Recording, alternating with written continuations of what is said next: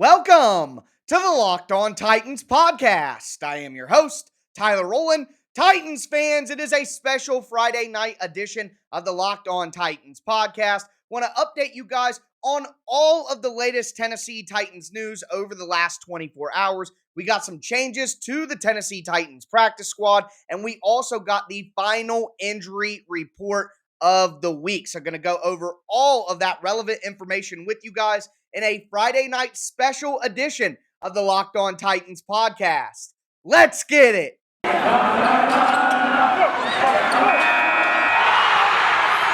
are Locked On Titans, your daily Tennessee Titans podcast, part of the Locked On Podcast Network, your team every day.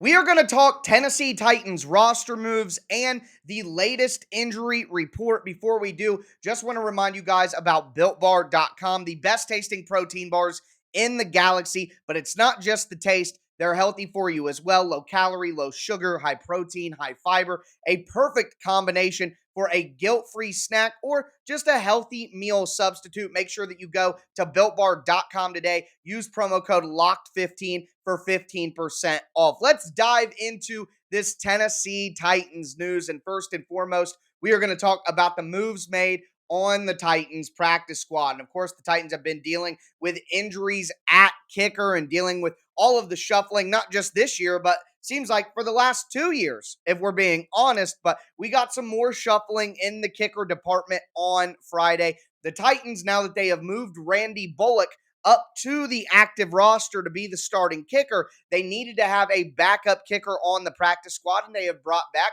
a name that you may recognize. It is kicker Ryan Santoso. And Santoso spent some times with the Titans last season, played in 3 games. He was more of a kickoff specialist than anything else. He was never expected to kick field goals or extra points. The Titans just wanted his big leg, quote unquote, to put the ball in the end zone for touchbacks on the kickoff. But he kicked off 17 times, and only 9 of those went into the end zone. So generally a failure for Santoso, but it's a guy that the Titans are hoping they don't have to rely on, while at the same time being a guy who's already been in the building. So it makes it a little bit easier to acclimate him.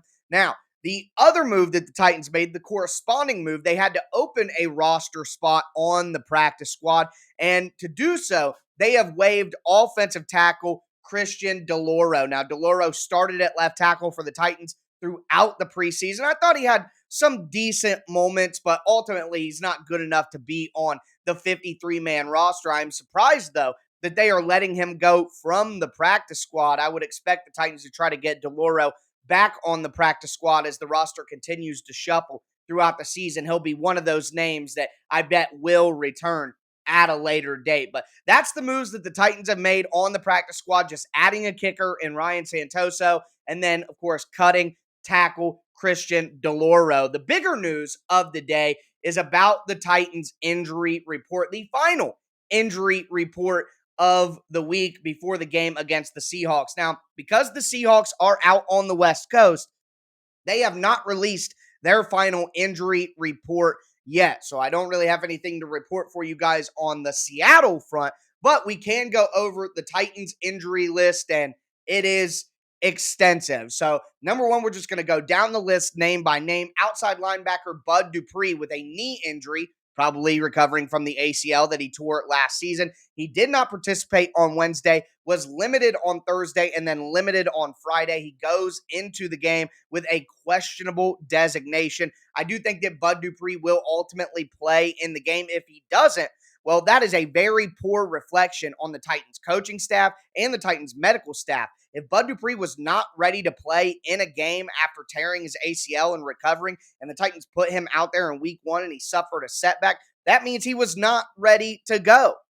And based on the way that he played in that game, it would be logical to conclude that he was not ready to play in a full NFL game. And the amount of snaps that he got, he was basically out there for a majority of the game. So that would be very concerning. But I do think that Bud Dupree will be able to go. A.J. Brown on the injury report with a knee injury was limited on Wednesday and full participant on Thursday and Friday. So no worry about A.J. Brown, just a repeat of last season all over again, where he's on the injury report all week, but he always ends up playing in the game. Now, here's one that I am a little bit concerned about. Tight end Anthony Firkser with a knee injury took a really hard hit in the first half last week, kind of bent his knee up. I'm glad it wasn't anything more serious, but he was limited on Wednesday and Thursday, and then he did not practice on Friday. My read on that is they tried to get him out there in a limited capacity. The knee did not respond very well, and they decided to just go ahead and let him rest on Friday. He will be questionable going into the game, but I'll say this. If the Titans don't have Anthony Firkser,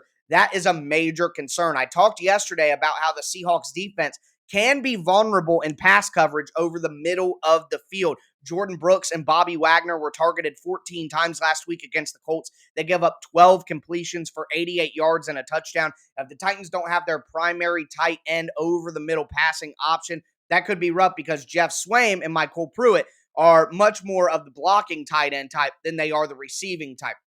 Moving forward, though, Harold Landry suffering from a groin injury. He was limited on Wednesday, but then a full participant on Thursday and Friday. So thank God the Titans' most talented and athletic edge rusher is not going to be out of this game when we have to chase down Russell Wilson. Moving down, David Long, who missed last week's game at linebacker, suffering from a hamstring injury. He was limited on Wednesday, did not participate on Thursday, but then was a full participant on Friday. He still is questionable, so remains to be seen how he responds to a full day of practice on Friday. But I have some optimism that David Long will be able to play in this game. And remember, David Long has a very important role to this team. Not only is the third inside linebacker on the depth chart, but the Titans love bringing in David Long and taking Rashaan Evans off the field on third downs. Not only that, but that would allow Rashaan Evans to go down to the defensive line and maybe use his versatility to help the Titans rush the passer as well. And if Bud Dupree is out, the Titans would need a lot of Rashaan Evans rushing off the edge.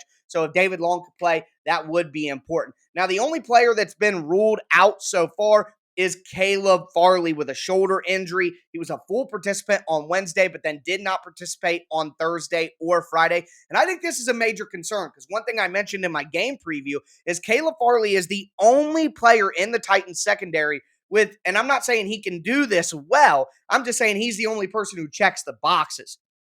He is the only person, Caleb Farley, who has the size and the athleticism to even try to compete with DK Metcalf. Now, I know that it would have been a long shot for the Titans coaching staff to put Caleb Farley out there in the slot anyways, based on how it's gone so far this season. But Elijah Molden, one-on-one, in man coverage in the red zone against the 6'3" physical specimen that is DK Metcalf. When Molden is like 5'10", 5'11", it's a recipe for disaster. And people are saying, oh, well, you have Molden in man, and then you just put a safety over top to help. Well, Amani Hooker is the only guy I would trust to do that, and he's out. So Elijah Molden and Bradley McDougald, I don't think that's solving any problems here. Kevin Byard and Elijah Molden, I don't think that's solving any problems. DK Metcalf will smoke both of those combinations. You're going to do nothing. I think playing a guy like Caleb Farley, who was 6'2", incredible speed out there, would have been a great matchup. And you know what? You're going to say he's a rookie. What if he fails? What if he struggles? What if he gets beat? Well, Elijah Molden's a rookie, and he's probably going to struggle and get beat too. So I don't see how the Titans secondary is so talented that you can't throw Caleb Farley out there. I don't see how it's going to get demonstrably worse by having Farley out there. But either way, we're robbed of that opportunity because Caleb Farley with the shoulder injury is officially out for this game. Next, another cornerback, Chris Jackson, hamstring injury, but he was a full participant all week. He'll be able to play in the game, but I sure do hope he doesn't get reps over Elijah Molden. Even though Elijah Molden struggled last week, I would rather Elijah Molden cut his teeth and get those reps because there's upside that he's a good player than have Chris Jackson, who was literally the worst cornerback in the NFL last year, take reps away from the talented rookie. Next, another cornerback here, or my apologies, Josh Reynolds at wide receiver, foot injury, did not play last week, full participant all week. He will be able to go. And I certainly hope the Titans use this opportunity to have their three big physical wide receivers in A.J. Brown, Julio Jones, and Josh Reynolds out on the field and mimic some of the two tight end sets that they were trying to run last week with Swaim and Pruitt to very little success. And then they can do what I was saying all season. Use big physical wide receivers to mimic heavy tight end sets. I think that would be advantageous, but Josh Reynolds is a go. Outside linebacker Derek Roberson, groin injury, but full participant all week. He'll be able to go. The Titans need that athleticism on the outside against Russell Wilson. And then two concerning ones here, though. Jayon Brown and Rashaan Evans, the starting linebackers, both on the injury report. Jayon Brown with a hamstring. He was a full participant on Thursday, but then did not practice on Friday and is officially questionable. That is going to be a major loss for the Titans. I mean, what if David Long and Jayon Brown can't go? That is going to be a nightmare. Now, Rashaan Evans has a groin injury, but he was a full participant all week, so he'll be able to go out there. But having only Rashaan Evans as your viable linebacker over the middle is, like I said, a recipe for disaster for the Titans. So that is your injury report. That is all my analysis to go along with what we see on the injury report. This is a Friday night special. Want to remind you guys, make sure that you subscribe to the Locked On Titans podcast on whatever platform you do stream. Subscribe to the Locked On Titans YouTube page. Smash that notification bell so you know when all of my content goes live. Literally have been putting out 6, 7 shows a week for you guys just because the season's here. I'm so excited to talk about everything that's going on, and I certainly do appreciate all of your guys' support. So like button, 5-star reviews, subscribe, whatever it is you can do to give that support back to me, I would appreciate that. But that's going to do it for me today, guys. Do want to remind you that betonline.ag is the fastest and easiest way to bet on all the pro and college football action this year. Use the promo code LOCKEDON when you sign up at betonline.ag, and you'll get a 100% welcome bonus on your first deposit. That's promo code LOCKEDON at betonline.ag. BetOnline, your online sportsbook experts. That's going to do it for me today, though, folks. As always, I am your host, Tyler Rowland, and this was Locked On Titans.